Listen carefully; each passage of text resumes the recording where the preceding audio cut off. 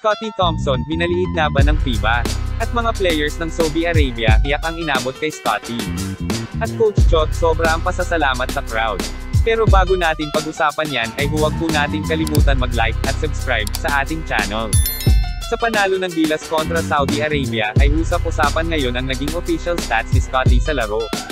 Minaliit nga ba ng FIBA ang laro ni Scottie? Ito ay dahil sa 3 assists lang ang nakalagay sa stats ni Scottie Thompson, na kung saan dapat ay 6 assists kung papanoorin mo ang buong laro.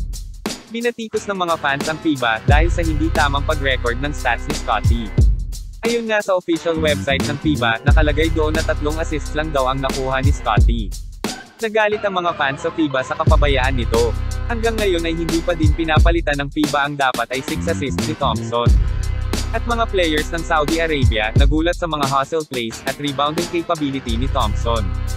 Pinakita na naman ni Scottie ang kanyang kakayahan, kung saan nagugulat na lang ang mga players ng Saudi Arabia, ang bigla-biglang pagsulpot ni Scottie sa mga plays para agawin ang bola at kumuha ng rebound.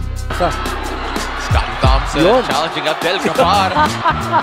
Scottie Thompson, the kick out to Pogoy again. Pogoy, nothing there. Scottie back of 7 from the field. Scottie Thompson sailing in for 2. Abdel Ghaffar on the drive. And Scottie Thompson with a great defensive stop. Parks will try and get 3 back. And Scottie Thompson. Hindi naman ito ikinatuwa ng mga players ng Saudi, at makikita mo sa kanilang mga mukha ang kanilang pagkadismaya sa pinapakita ng reigning MVP. Natapos nga ang laro na merong 2 steals si Scottie Thompson.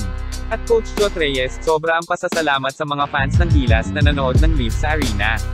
Ito ay dahil ang crowd daw ang nagbigay ng energy sa mga players ng Gilas, at nakapag-boost sa kanilang panalo kontra Saudi Arabia. Nag-misto lang ang home court advantage ng Gilas sa bansa mismo ng Saudi Arabia, sa dami ng Pinoy basketball fans na dumalo, at magpakita ng suporta sa ating national team. Yun lamang po para sa video na ito. Huwag po natin kalimutan mag-like at subscribe sa ating channel.